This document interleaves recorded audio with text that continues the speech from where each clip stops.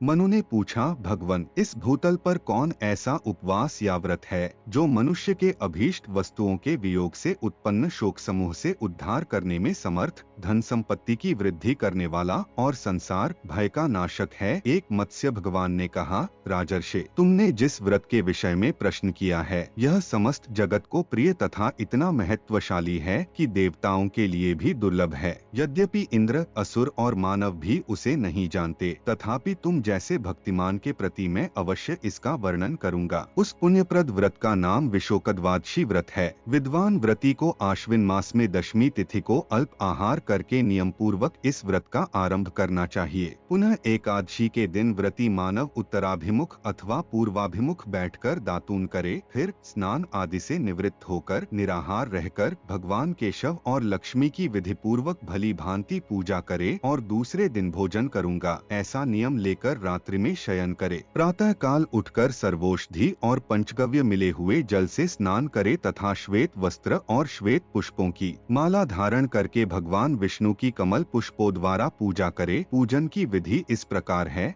विशोकाय नमः से दोनों चरणों का, वरदाय नमः से दोनों जंघाओं कर, श्रीशाय नमः से दोनों जानुओं का, जलशायने नमः से दोनों करुओं का, कंदर्पाय नमः से गुरु प्रदेश का, माधवाय नमः से कटि प्रदेश का, दामोदराय नमः से उदर का, विपुलाय नमः से दोनों पार्श्व भागों का, पद्मनाभाय नमः से नाभि का, मनमथाय नमः से हृदय का, श्रीधराय नमः से विष्णु के वक्षस्थल का, मधुजिते नमः से दोनों हाथों का, चक्रिणे नमः से भुजा का, गदिने नमः से दाहिनी भुजा का, वैकुंठाय नमः से कंठ का, यज्ञमुखाय नमः से मुख का, अशोकनिधे नमः से नासिका का, वासुदेवाय नमः से दोनों नेत्रों का, वामनाय नमः से ललाट का, हर्ये नमः से दोनों भौहों का, माधवाय नमः से बालों का, विश्वरूपिणे नमः से किरीट का और सर्वात्मने नमः से सिर का पूजन करना चाहिए। इस प्रकार हर्ष पूर्वक फल, पुष्पमाला और चंदन आदि से भगवान गोविंद का पूजन करने के पश्चात मंडल बनाकर वेदी का निर्माण कराएं। वह वेदी 20 अंगुल लंबी चौड़ी,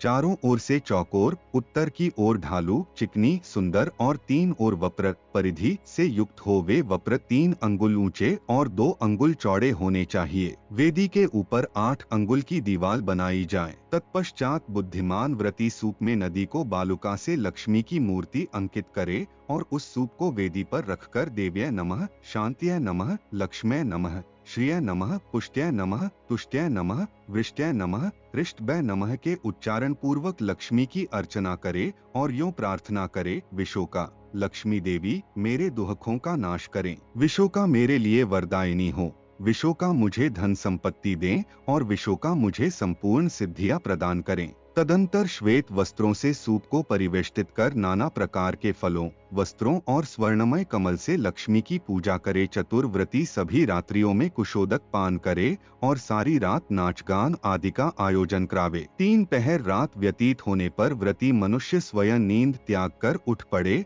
और अपनी शक्ति के अनुसार शैया पर सोते हुए 3 या 1 द्विज दंपति के पास जाकर वस्त्र, पुष्पमाला और चंदन आदि से जलशायने नमोस्तु, जलशायी भगवान को नमस्कार है, यूं कहकर उनकी पूजा करे। इस प्रकार रात में गीतवाद्य आदि कराकर जागरण करे तथा प्रातः काल स्नान कर पुनः द्विज दंपति का पूजन करे और कृपणता छोड़कर अपनी सामर्थ्य के अनुकूल उन्हें भोजन करावे। फिर स्वयं भोजन करके पुराणों की कथाएं सुनते हुए वह दिन व्यतीत करे। प्रत्येक मास में इसी विधि से सारा कार्य संपन्न करना चाहिए। इस प्रकार व्रत की समाप्ति के अवसर पर गद्दा, चादर, तकिया आदि उपकरणों से युक्त एक सुंदर शैया गुड़ धेनु के साथ दान करके यूं प्रार्थना करे, देवेश जिस प्रकार लक्ष्मी आपका परित्याग करके अन्यत्र नहीं जाती, उसी प्रकार मुझे सदा सौंदर्य, निरोगता और निःशोकता प्राप्त हो। जैसे लक्ष्मी कहीं भी आपसे वियुक्त होकर नहीं प्रकट होती, वैसे ही मुझे भी विशोकता और भगवान केशव के प्रति उत्तम भक्ति प्राप्त हो। वैभव की अभिलाषा रखने वाले व्रती को इस मंत्र के उच्चारण के साथ गुड़धेनु सहित शैया और लक्ष्मी सहित सूप दान कर देना चाहिए। इस व्रत में कमल, करवीर, कनेर, बाण, नीलकुसुम या अगस्त्य वृक्ष का पुष्प, ताजा बिना कुम्हलाया हुआ, कुमकुम, केतकी, केवड़ा, सिंधुवार, मल्लिका, गंधपाटला, कदम्ब, कुब्जक और जातीय पुष्प सदा प्रशस्त माने गए हैं।